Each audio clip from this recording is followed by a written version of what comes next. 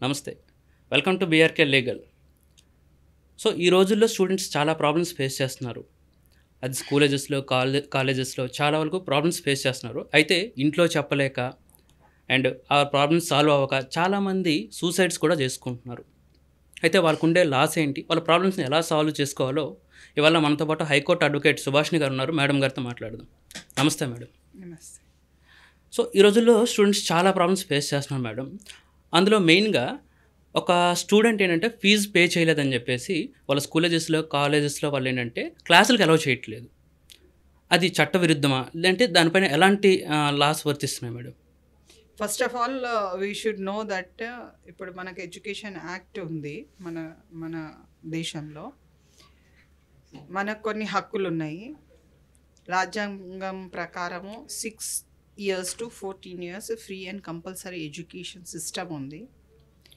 దీనికి ప్రత్యామ్నాయంగా education institutions ప్రైవేటైజేషన్లో చాలా అభివృద్ధి చెందినాయి, చాలా దూరం వెళ్ళిపోయినాయి.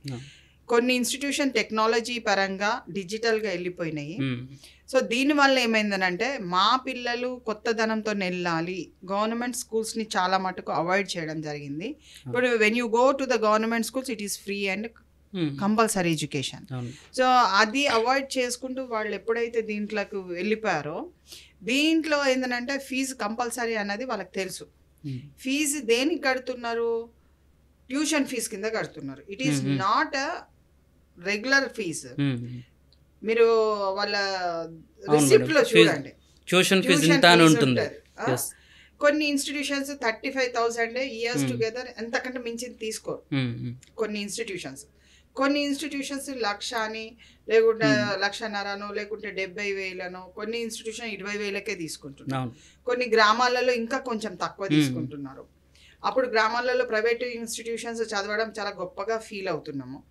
సో దీనివల్ల ఏంటంటే ఇప్పుడు నేను గవర్నమెంట్ స్కూల్లో చదవండి అమ్మ, మీ పిల్లలు మాత్రం ప్రైవేట్ స్కూల్లో చదివిపోయాడు, మమ్మల్ని మాత్రం గవర్నమెంట్లో చదివిపోయాను అనడం కూడా భావ్యం కాదు. నేను ఆ మాట నేను అనదలుచుకోలేదు.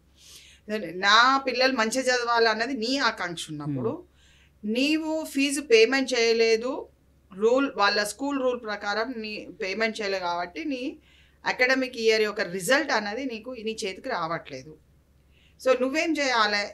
ఇప్పుడు నువ్వు అకాడమిక్ అయిపోతుందని అంటే నువ్వు కొంతవరకు ఫైనాన్షియల్ సోర్సెస్ అనేది అరేంజ్మెంట్ చేసుకోవాలి పేరెంట్గా. ఎందుకంటే that is burden is on you. ఇప్పుడు స్కూల్ టీచర్స్కి ఏంటి? సాలరీస్ కావాలి, యాజమాన్యానికి ఏంటిది? డబ్బులు కావాలి, పిల్లవాడికి ఏంటి? చదువు కావాలి. నీకు చదువు ఇచ్చి, టీచర్ని ఇచ్చి, స్కూల్ ఇచ్చి, యాజమాన్యానికి డబ్బులు లేకుంటే అతను కూడా ఇదైతే రన్ చేయలేడు. కాబట్టి దీంట్లో ఏ విధంగా మనం చూడాలనంటే పేరెంట్ సఫరేజ్ అన్నది ఎక్కువ లేకుండా కొంచెం ఫీజు తక్కువ చూడండి. ఇప్పుడు మనం చాలా కష్టపడి కొన్ని ఏళ్ళది, అది ఇప్పుడు 76 సంవత్సరాలు వచ్చినాయి స్వాతంత్రం వచ్చి, 76 years. 76 years ఉన్న వ్యక్తిని లేకుంటే 86 years ఉన్న వ్యక్తిని అడిగితే జీవితం ఏంటో చెప్తాడు. అప్పుడు పిల్లలకి ₹2 పెట్టి చదివించాలంటేనే అప్పుడు కష్టమైంది. ఇప్పుడు నేను 10,000 పెట్టి, 20,000 పెట్టి, లక్షలు పెట్టి చదవాలంటే ఇప్పుడు కూడా నాకు కష్టమవుతుంది. బట్ నా ప్రయత్నం ఏంది? నేను చదువుకున్న దానికంటే నా పిల్లలు బాగా చదువుకోవాలి, నా పిల్లలకి చాలా తెలివి రావాలి, నా పిల్లలు సమాజంలో ఎగ్జిస్ట్ కావాలి, పలానా వ్యక్తి పిల్లలంటే శబాష్ రా అనిపించాలి. This is my concept, very true concept of the parent. Parent పరంగా చాలా బాధలు అనుభవించి, చాలా ఫైనాన్షియల్ సోర్సెస్, చాలా మట్టుకు ఏంటంటే అప్పులు చేసి పిల్లల్ని చదివించే పరిస్థితిలోకి వచ్చిండ్రు. రేపు వాళ్ళకి రిటర్న్స్ వస్తాయా అన్నది it is not a mandatory. అసలు వాళ్ళకి దాని గురించి ఆలోచించారు. కానీ ఎడ్యుకేషన్ ఇన్స్టిట్యూషన్లో ఏదైతే ఇన్స్టిట్యూషన్, నువ్వు ఒక ఫైనాన్షియల్ కెపాసిటీ ఉన్న కార్పొరేట్ ఒక CEO అనుకోండి, లేకుంటే ఓనర్ అనుకోండి, రిజిస్టర్ చేసుకొని ఆ బ్యానర్ మీద నడుపుతున్న స్కూల్ ఉన్నారు అనుకోండి, నువ్వు ఒక స్కూల్ కట్టినావు. ఇప్పుడు ఏమంటారు? స్కూల్ ఫండ్ బిల్డింగ్ అని అంటారు. ఫండింగ్ నువ్వు ఎందుకు కట్టినావు? నేను కట్టమన్నానా? అంటే నా inner feeling of a parent గురించి చెప్తున్నా నేను. అలా ఫీలింగ్ ఏముంటుంది? ఈ బిల్డింగ్ ఫండ్ నేను ఎందుకు కట్టాలని ఉంటుంది. ఆ ఫండ్, ఆ బిల్డింగ్ ఫండ్ కోసం నా పిల్లని నేను అక్కడ చదివించి నా పైసలు నీకు కట్టి నీకు ఓనర్షిప్ తెప్పించి పెడతా. After a period of long 20 yearsకి నీకు ఒక ముద్ద వస్తుంది, నీ అప్పు తీరిపోతుంది. కానీ నా అప్పు మాత్రం మిగులుతూనే ఉంటుంది. అలానే నా పిల్లలు పెళ్ళైన వరకు నా అప్పు వెనక నడుస్తూనే ఉంటుంది. ఎందుకంటే వాళ్ళు పెద్దగా అయిన వరకు కాదు. చూడండి, మన భారతదేశంలో సంస్కృతి ఏంటంటే పిల్లలు 20-30 సంవత్సరాలైనా మనం పెంచుతూనే ఉంటాం. కాబట్టి తల్లిదండ్రులకు ఆటోమేటిక్గా బర్డెన్ నడుస్తూనే ఉంటుంది. ఒక కుటుంబాన్ని బ్రతికించాలి, బాగా బతికించాలి, 3 పూటలు మంచిగా తినాలంటే ఎడ్యుకేషన్ సిస్టంలో కొంచెం సరళింపు ఫీజు స్ట్రక్చర్లో రావాలి. ఎందుకంటే ఇప్పుడున్న స్టేజ్లో ఎల్కేజీకి యూకేజీ కూడా 1 lakh పెట్టిన ఏదైతే స్కూల్స్ కూడా ఉన్నాయి మేడం. బట్ మీరు ఒకటి అర్థం చేసుకోవాలి, 6 to 14 years is only the recognition period given by the education department. Constitution పరంగా 6 నుంచి 14 వరకే రికగ్నైజేషన్. నువ్వు 6 సంవత్సరాల నుంచి కింది చదివినావంటే నీకు టైం లేక, నీ పిల్లలతో నువ్వు గడిపే టైం లేక నువ్వు చదివిస్తున్నావు. It is a play school, it is not an LKG UKG. అలాది చూడొద్దు. అది మనకు ఎక్కడైనా మీరు ఏ స్కూల్ తీసుకున్నా that is not a recognised. Unrecognised అంటే ఎల్కేజీ యూకేజీ ప్లే స్కూల్స్.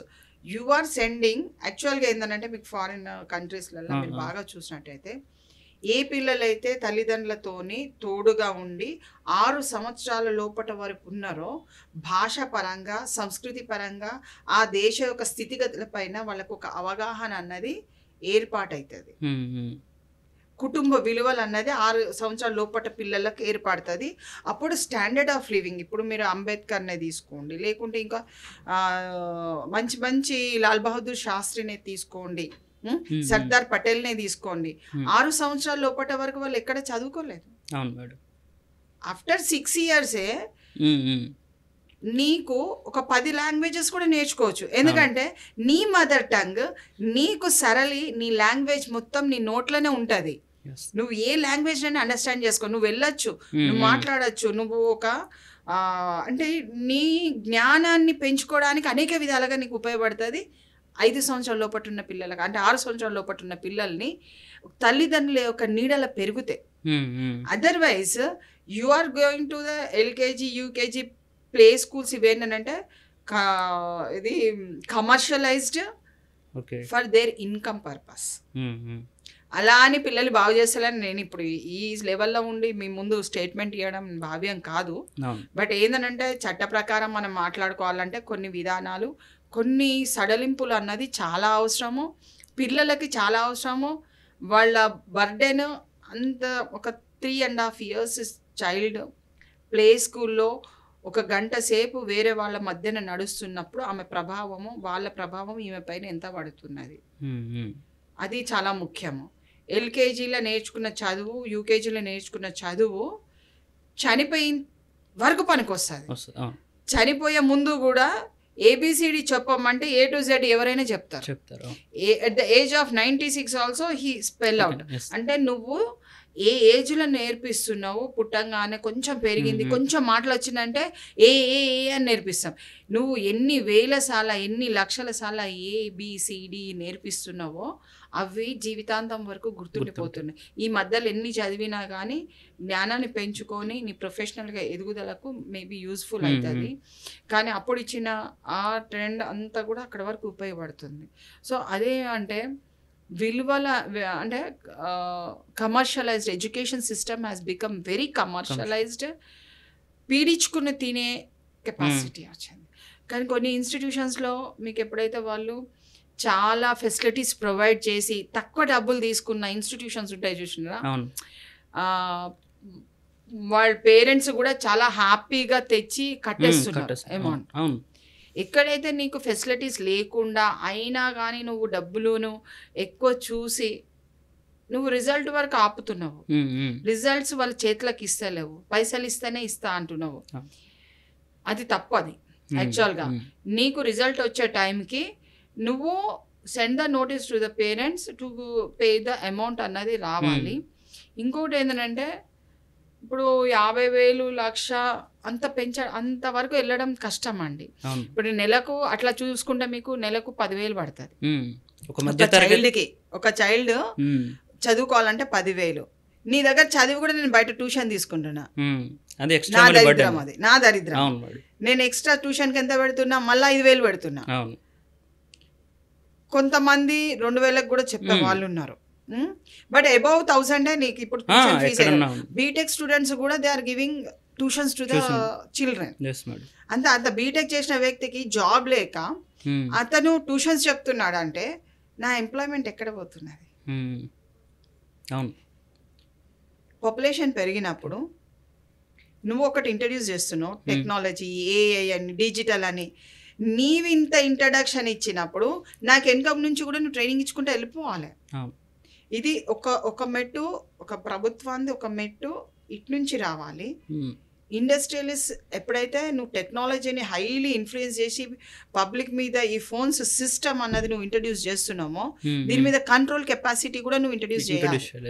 నువ్వు ఏదో ఫోన్లో అమ్మేసినంత మాత్రాన సరిపోదు.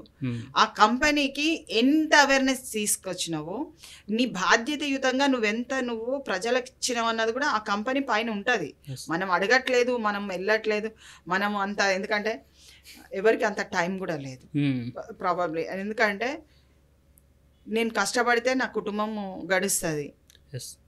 నువ్వు 1,00,000 సంపాదించు, నాకు ఇంటికి 10,000 మిగులుతుంది, 90,000 ఖర్చు అవుతుంది. ఒక సాఫ్ట్వేర్ ఎంప్లాయీని తీసుకున్నా నీ ఆశ ఏది ఉంటుంది?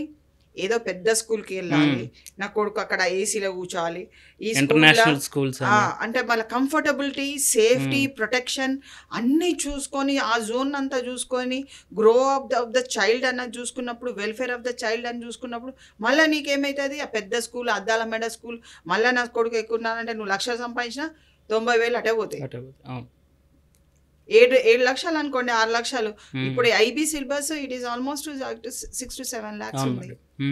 మరి నీకు ఒక్క చైల్డ్కి నువ్వు 7 లక్షలు నువ్వు పెడుతున్నావు అంటే 7 సంవత్సరాల జీతం నేను వెళ్ళిపోయినట్టే కదా.